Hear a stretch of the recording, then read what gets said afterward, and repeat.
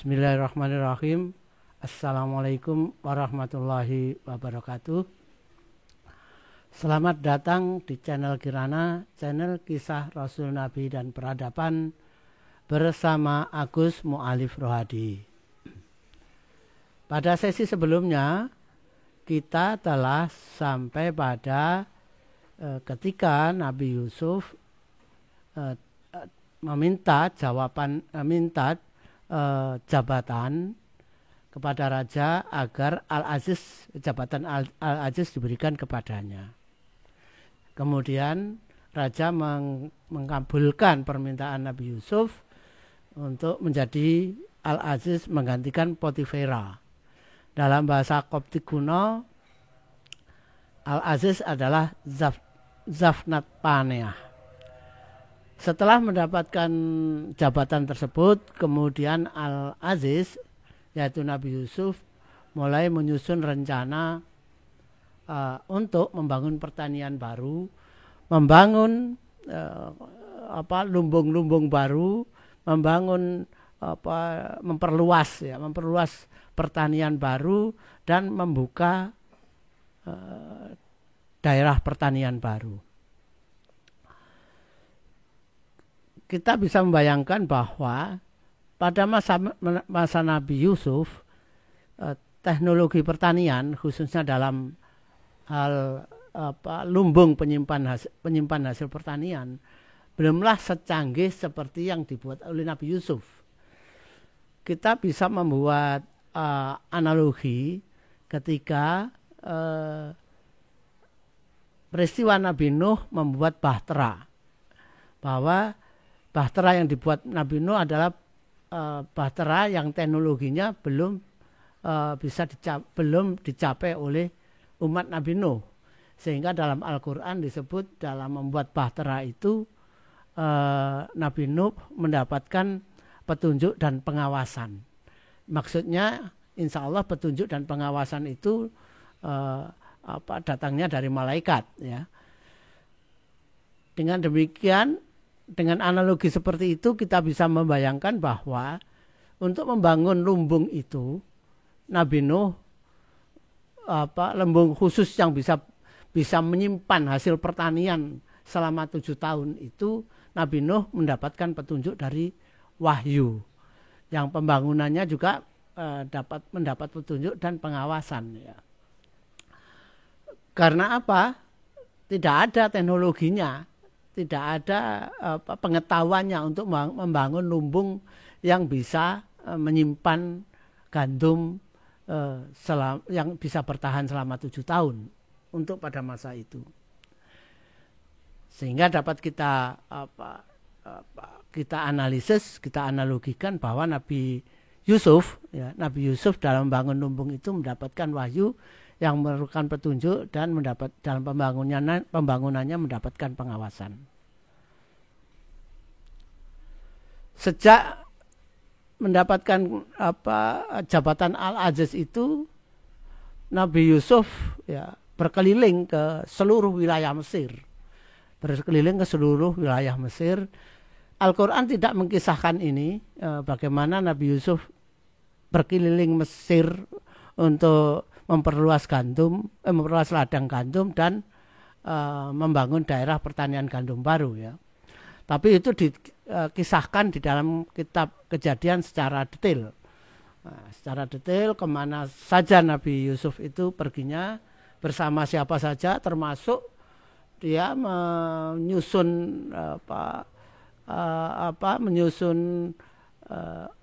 personil khusus yang merupakan orang-orang dari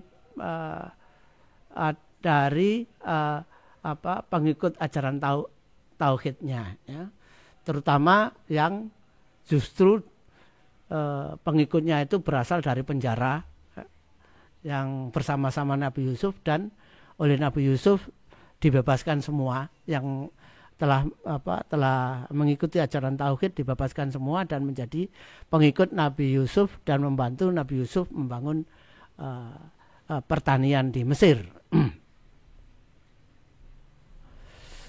Al-Quran meskipun tidak menunjukkan secara rinci, ya, secara rinci, tapi Al-Qur'an dalam Quran surat Yusuf menyebutkan bahwa Nabi Yusuf untuk itu mendapatkan wahyu, ya, mendapatkan petunjuk, ya, mendapatkan ilmunya dari Allah Subhanahu wa taala.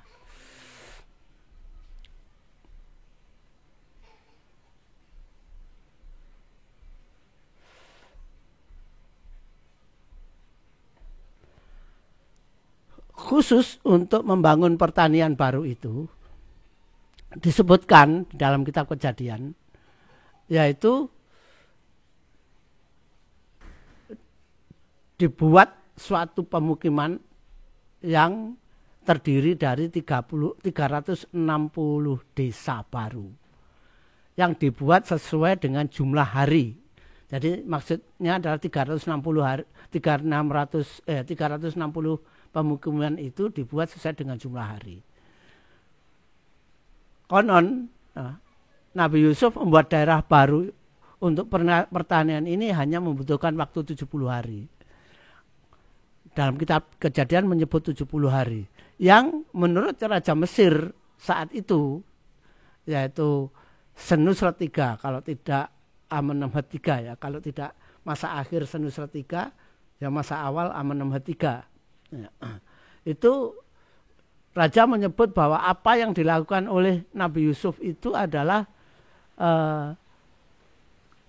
sesuatu yang biasanya dilakukan dalam waktu 1000 hari. Jadi waktu sesuatu yang dikerjakan 1000 hari itu oleh Nabi Yusuf dapat dikerjakan 70 hari. Kata-kata 1000 hari itu atau dalam bahasa Koptik kuno yaitu Alfu Yaum atau 1000 hari, kemudian menjadi nama daerah pertanian baru itu, yang Alfu Yaum itu kemudian lama-lama berubah menjadi Al-Fayum atau Al-Fayum, dan sekarang menjadi kota yang disebut Al-Fayum, ya, Al-Fayum. Ini adalah contoh kincir air, ya.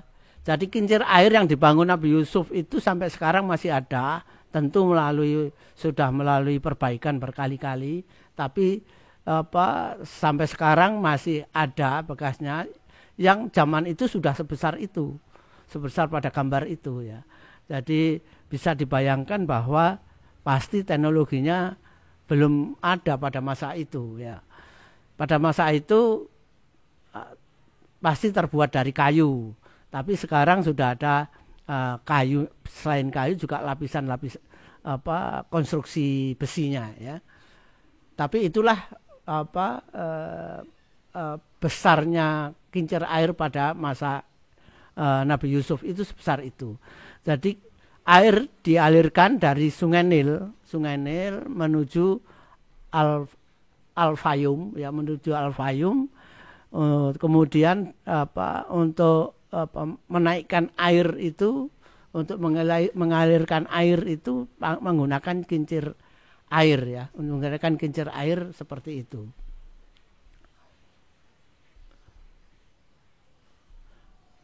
Selain itu, selain dari Sungai Nil, ya, selain dari pengairan Sungai Nil juga ada pengairan dari sebuah air terjun, satu-satunya air terjun di Mesir, yaitu Wadi El Rayyan Fayum, ya.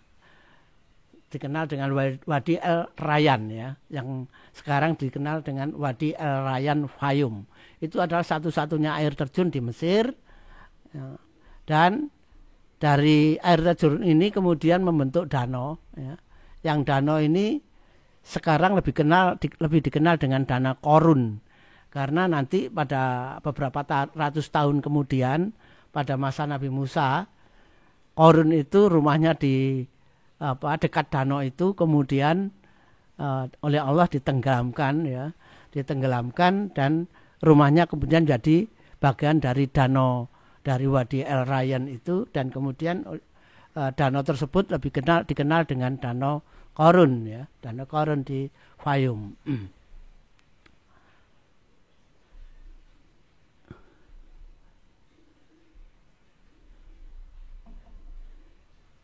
kedatangan Nabi Yusuf yang kemudian tidak lama kemudian menjadi Al-Aziz. Jadi setelah keluar itu langsung menjadi Al-Aziz dan kemudian membangun pertanian baru dan kemudian membuktikan bahwa ada musim subur 7 tahun di mana musim hujan terjadi tidak seperti biasanya, sehingga musim tersebut bisa menjadi musim subur selama 7 tahun, telah membuktikan takwil mimpinya. Ya. Dengan terbuktinya takwil mimpi tersebut, kemudian ada yang merasa terdesak, ya. Ada yang merasa terdesak dengan peranan Nabi Yusuf yang tiba-tiba menjadi bintang baru di Mesir saat itu, yaitu mereka para imam kuil Dewa Amun. Para imam kuil Dewa Amun. Karena apa? Ya, karena Nabi Yusuf mampu membuktikan takwilnya, dan kemudian dalam berkeliling Mesir, berkeliling ke seluruh wilayah Mesir, menjelaskan tentang bagaimana membangun atau memperluas pertanian gandum yang baru dan membangun lumbung baru yang spesifik yang hanya diketahui oleh Nabi Yusuf, tentu dibarengi dengan dakwah tentang tauhid, ya, tentang ajaran tauhid, sehingga dapat dibayangkan bahwa pada masa Nabi Yusuf, pada masa itu di Mesir, ajaran tauhid dengan cepat berkembang seiring dengan peranan Nabi Yusuf membangun daerah pertanian baru. Ya. Dengan lumbung baru itu, kemudian dengan teknologi pertanian baru itu, produksi gandum meningkat dengan pesat, kemudian kebutuhan untuk masyarakat Mesir juga diatur oleh raja, dibuat aturannya seberapa kebutuhan dalam masa satu panen untuk satu keluarga, sisanya harus simpan di dalam lumbung negara yang nanti pada masa 7 tahun musim kemarau harus akan dikembalikan lagi kepada rakyat Mesir sesuai kebutuhan selama musim kemarau, sesuai kebutuhan dalam keluarga.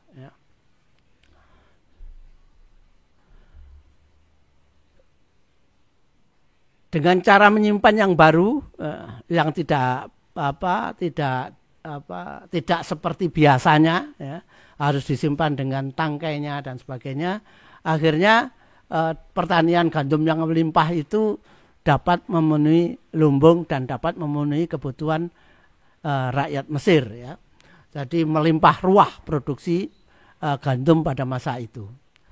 Dengan peranan Nabi Yusuf yang seperti itu, kemudian apa yang terjadi? Para imam kuil Amun merasa terdesak. Ya. Demikian pula para pejabat istana yang tidak mengikuti ajaran tauhid Nabi Yusuf juga merasa terdesak. Apalagi raja memberikan kepercayaan dan bahkan raja menyebut Nabi Yusuf adalah orang yang dalam kitab Kejadian disebut orang yang dipenuhi oleh ruh Allah, ya, dipenuhi oleh ruh Allah. Jadi ada indikasi karena menyebut ruh Allah itu raja Mesir saat itu dapat dianalisis bahwa telah menjadi pengikut Nabi Yusuf, meskipun raja juga tidak melarang, ya, tidak melarang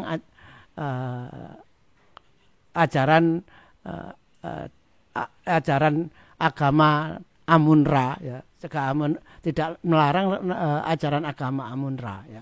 Tetap bisa berjalan seperti biasanya, dan rakyatnya juga masih sangat banyak yang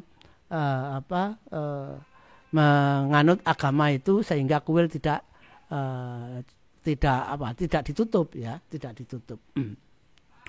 Meskipun mungkin raja mengikuti ajaran agama Nabi Yusuf, tapi tidak melarang agama yang sebelumnya. Namun lama-lama pengikut lama-lama Imam Dewa Amun dan para pengikutnya termasuk pejabat yang tidak mau mengikuti ajaran Nabi Yusuf ini merasa semakin tersisih dengan kepercayaan yang sangat tinggi dan hasil dari pembangunan Nabi Yusuf itu, sehingga suatu saat terjadi pemberontakan. Masih pada masa subur, Imam Dewa Amun itu melakukan pemberontakan, mencoba membunuh Nabi Yusuf, namun dapat digagalkan oleh Nabi Yusuf, ya, sehingga Imam Dewa Amun ini ditangkap dan dipenjarakan. Meskipun kuil juga tidak ditutup oleh raja saat itu. Jadi pemberontakan dapat digagalkan, tapi agama lama masih juga berlangsung, ya, berjalan. Karena kesibukan Nabi Yusuf berkeliling berkeliling Mesir dalam waktu yang lama, sehingga Nabi Yusuf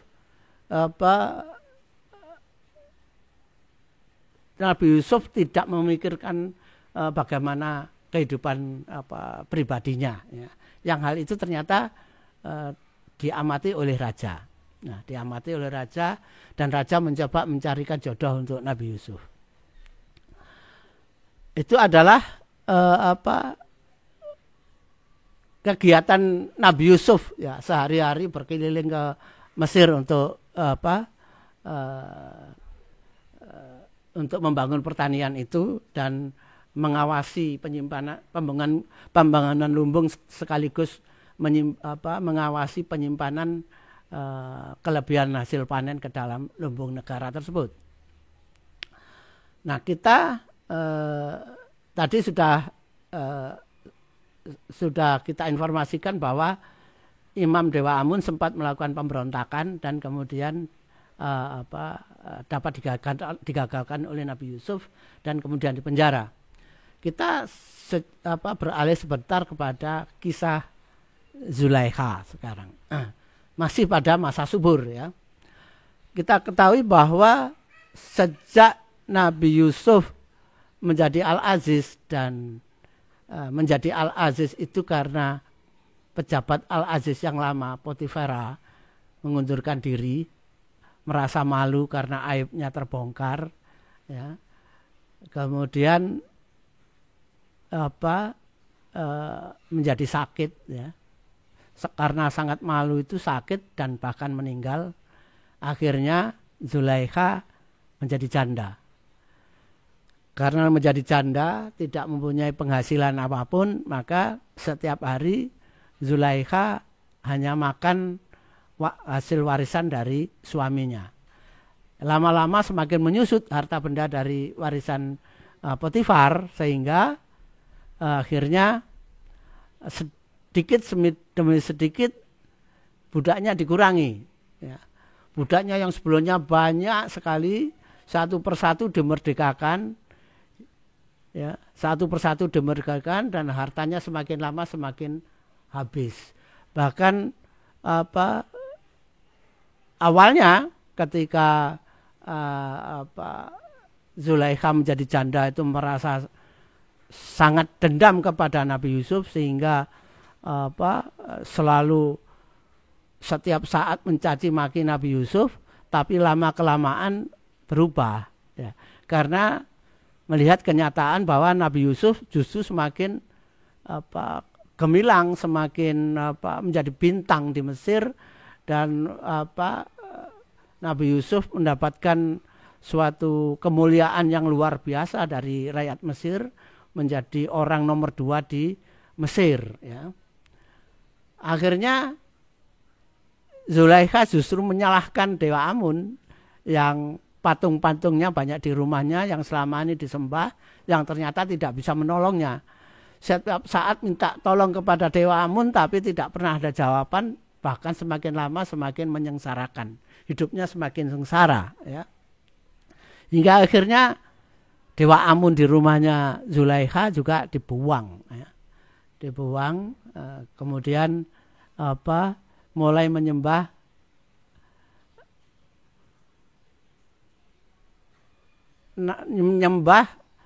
Tuhan yang tidak nampak dan tidak tahu namanya. Jadi Zulaikha hanya menyebut Tuhan Nabi Yusuf. Jadi minta tolong kepada Tuhannya Nabi Yusuf tapi tidak tahu namanya, ya. Tapi dalam doanya selalu menyebut Tuhannya Yusuf, kan gitu ya. Jadi itulah yang dilakukan Zulaikha setelah mulai menyadari bahwa dewa-dewanya tidak mampu menolongnya, dan kemudian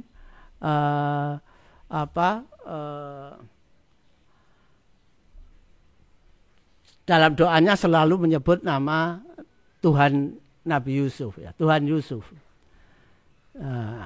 Balik ke belakang sebentar, ini adalah kota Al-Fayum di Mesir, ya. Kota Fayum di Mesir sekarang ini menjadi kota yang besar, pusat pertanian di Mesir, pusat perkebunan Mesir, ekspor hasil perkebunan Mesir baik gandum, kurma dan lain-lain itu asalnya dari kota Fayum yang terbesar, ya. Itu adalah peninggalan Nabi Yusuf di Mesir, ya.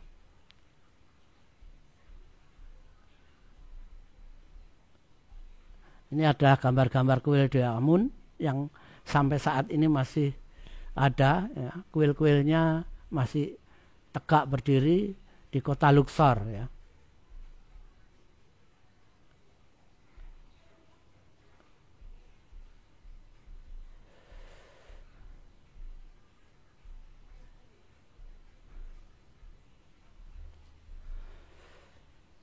Kembali kepada kisah Zulaikha. Kisah Zulaikha itu tadi yang saya kisahkan itu tadi adalah kita ambil dari kitab tafsir dari Imam Al-Tabari, Imam Al-Suyuti, Ibnu Katsir dan Imam Al-Qurtubi. Jadi akhirnya Zulaikha berdoa kepada Tuhannya Nabi Yusuf minta tolong, ya. Kesulitan yang sangat penderitaan yang dirasakan Zulaikha demikian kuat, ya. Rasa malu, penderitaan, menangis terus menerus, ya. Karena rasa malunya itu sehingga akhirnya membuat Zulaikha itu matanya buta dan fisiknya dengan cepat menyusut, kulitnya keriput menjadi sangat tua, kulitnya rambutnya memutih, ya. Demikian kuat penderitaannya dari rasa menyesal dan berdosa itu sehingga berpengaruh sangat besar pada fisiknya. Akhirnya hartanya habis dan budaknya juga tinggal satu orang karena semua sudah dimerdekakan. Satu orang wanita, budak satu orang wanita yang setia, yang selalu melayani Zulaikha, ya.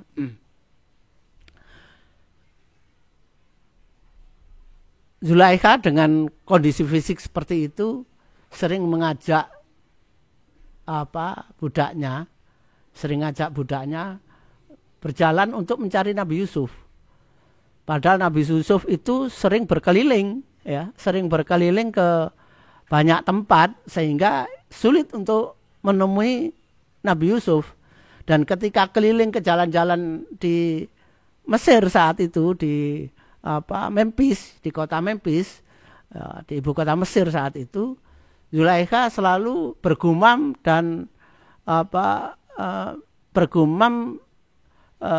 meminta tolong kepada Nabi Yusuf. Bisa kita bayangkan Zulaikha yang sudah kelihatan tua renta, berjalan dengan budaknya, selalu menggumamkan permohonan pertolongan kepada Nabi Yusuf. Sedang Nabi Yusuf saat itu adalah orang kedua di Mesir yang jabatannya paling tinggi setelah raja. Jadi tentu rakyat Mesir menganggap Zulaikha ini sudah gila. Ya. Jarak status, ya, antara Zulaikha dengan Nabi Yusuf demikian jauh sehingga menurut rakyat Mesir, bisa kita bayangkan Zulaikha ini telah menjadi gila, berjalan kemana-mana, menggumamkan permohonan pertolongan kepada Nabi Yusuf. Yang tidak diketahui oleh masyarakat Mesir pada saat itu, dikisahkan dalam kitab tafsir para imam tersebut, adalah Nabi Yusuf sering mendengar suara nenek-nenek tua, ya, dalam kesehariannya, sering di malam hari itu tiba-tiba seperti mendengar suara orang tua meminta pertolongan pada dirinya, ya. Bahkan dikisahkan Nabi Yusuf bermimpi melihat wanita tua buta berjalan ke sana kemari minta pertolongan pada dirinya. Tapi Nabi Yusuf tidak tahu siapa orang ini, ya. Tapi selalu mengganggu dalam pikiran Nabi Yusuf. Jadi digambarkan seperti itu dalam kitab tafsir itu, ya. Kemudian suatu saat, ya, yang tidak terduga, ya, ketika di istana, ketika ada kesempatan Nabi Yusuf di istana, sedang bersama raja sedang mengadili para imam kuil Amun yang memberontak, ya. Para imam kuil yang memberontak, tidak diketahui bagaimana caranya, tiba-tiba muncul nenek-nenek tua didampingi seorang budak wanita masuk ke istana, masuk ke ruang pengadilan, dan nenek-nenek tua ini kemudian selalu bergumam minta pertolongan Nabi Yusuf. Saat itulah Nabi Yusuf sadar bahwa ternyata memang ada nenek-nenek tua yang buta, yang dituntun, jalan-jalannya dituntun oleh budaknya, yang selalu bergumam meminta pertolongan kepada dirinya. Akhirnya Nabi Yusuf menyuruh budak itu untuk membawa nenek-nenek tua itu kepada Nabi Yusuf, ya. Dan ketika mendekat, Nabi Yusuf kaget, ya. Ternyata nenek tua itu adalah Zulaikha, mantan majikannya yang saat itu telah berubah menjadi budak wanita, telah berubah menjadi wanita tua, keriput, rambutnya putih, tidak terurus, kerempeng, ya. Sangat menyedihkan bentuknya. Saat itu pula kemudian nenek tua ini dibimbing oleh Nabi Yusuf, kemudian didudukkan, dan Nabi Yusuf berdoa agar wanita tua ini matanya disembuhkan. Saat itu juga Zulaikha matanya sembuh, ya, dari kebutaannya, dan ketika sadar melihat dirinya berada di istana, menjadi bingung, malu, tidak mampu berbuat apa-apa, ya.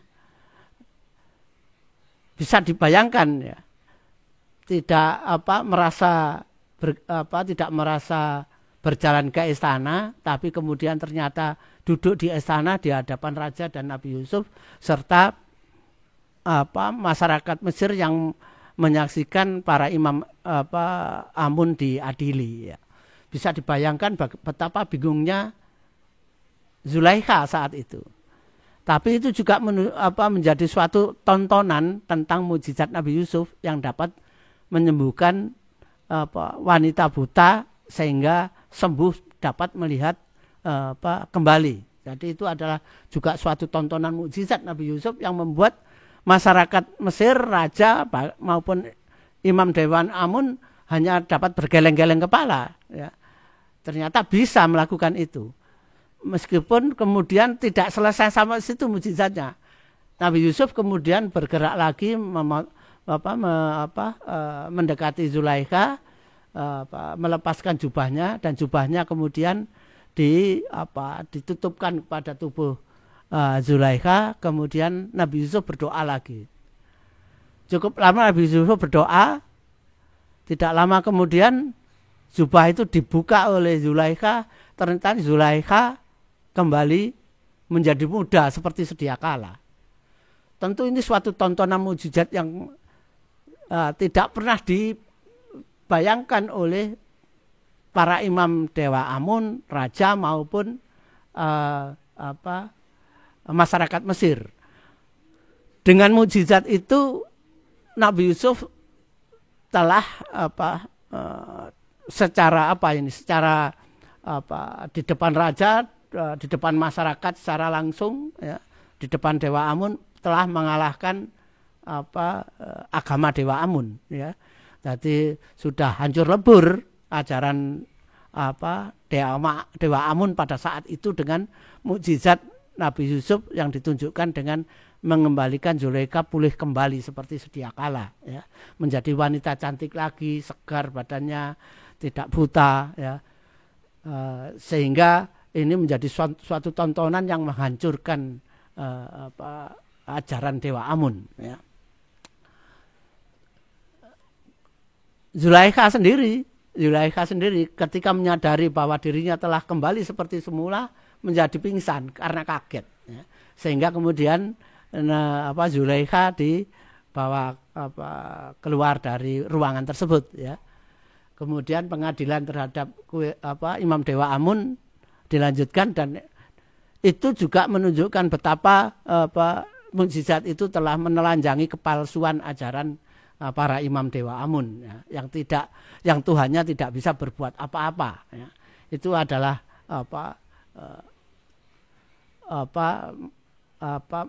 momentum kehancuran dari ajaran Dewa Amun pada masa itu, ya. Zulaikha sendiri, ya, setelah peristiwa tersebut kemudian berada di istana, ya. Kemudian berada di istana. Raja, ya, raja yang yang sudah beberapa lama ingin mencarikan jodoh Nabi Yusuf melihat Zulaikha, kemudian suatu saat akhirnya minta kepada Nabi Yusuf agar menikahi Zulaikha, ya. Nabi Yusuf menerima permintaan raja itu.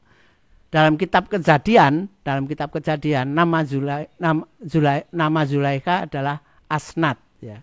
Namanya adalah Asnat.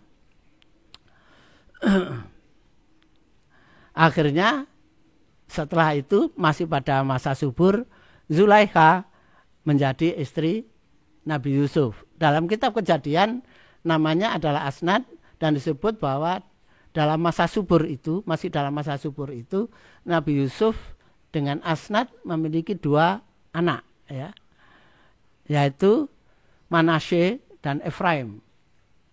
Dalam kitab tafsir disebutkan juga bahwa Nabi Yusuf dengan Zulaikha juga punya 2 anak, yaitu Mansha atau Manasye dan Efraim atau Efraim, ya. Efraim atau Efraim. Nah, jadi dengan kesamaan nama anak itu bisa kita simpulkan bahwa Zulaikha itu adalah Asnat, ya.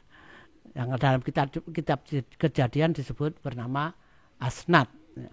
Saya tidak mengerti kenapa para imam tafsir menggunakan nama Zulaikha bukan menggunakan nama Asnat, karena di dalam kitab Kejadian satu-satunya istri Nabi Yusuf adalah Asnat, tidak punya istri yang lain, ya. Di Al-Quran juga tidak dikisahkan berapa istri Nabi Yusuf, bahkan tidak mengkisahkan bagaimana Nabi Yusuf menikah. Tapi dalam sejarah istri Nabi Yusuf mempunyai anak dua orang, yaitu Manasye dan Efraim, ya. Manasye dan Efraim yang dua-duanya baik Manasye maupun Efraim ini menjadi cikal bakal 2 suku Bani Israel, yaitu suku Manasye dan suku Efraim. 2 suku besar dari 12 suku Bani Israel, ya. Jadi akhirnya 2 anak Nabi Yusuf ini menjadi apa, apa, 2 orang pendiri suku dari 12 suku Bani Israel.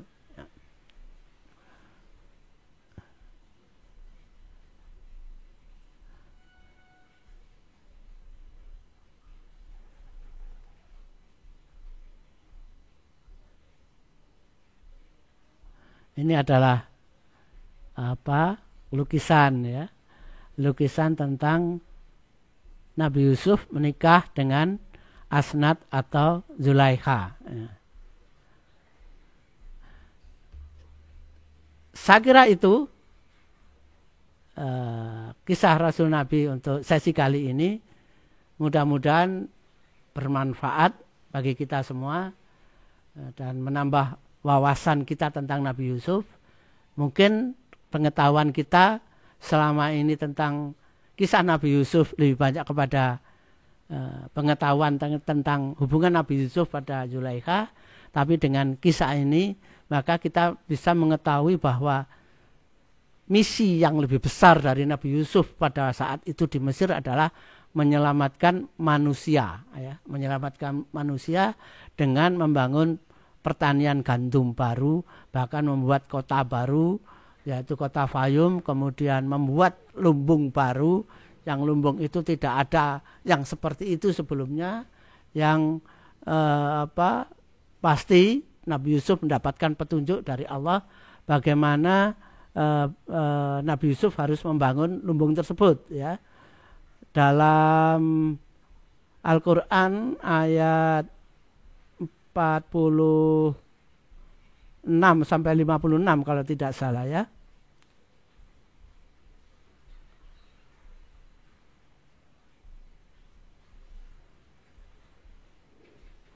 Disebutkan bahwa Nabi Yusuf itu membangun pertanian dengan mendapatkan ilmu dari Allah. Ya. Artinya Nabi Yusuf dalam membangun pertanian dan teknologi lumbung yang baru itu mendapat petunjuk dari wahyu Allah, dan dalam pembangunannya mendapatkan pengawasan, ya, mendapatkan pengawasan seperti halnya ketika Nabi Nuh membangun bahtera, ya, membangun bahtera yang juga teknologinya pada masa itu tidak mencapai seperti itu, ya, sehingga dalam Al-Quran juga disebut dalam membangun bahtera itu juga dengan petunjuk dan pengawasan, ya. Saya kira itu sampai ketika Nabi Yusuf mempunyai 2 anak dari Asnat, yaitu Manasye dan Efraim, saat itu pula mengakhiri masa subur selama 7 tahun, ya. Jadi boleh dikatakan kira-kira Nabi Yusuf saat itu berumur 37-38 tahun, dan telah mempunyai 2 anak dari istrinya yang bernama Asnat atau Zulaikha, ya. Dan kemudian akan memasuki masa kemarau panjang 7 tahun. Saya kira itu untuk saat ini. Mudah-mudahan bermanfaat. Billahi taufiq wal hidayah. Assalamualaikum warahmatullahi wabarakatuh.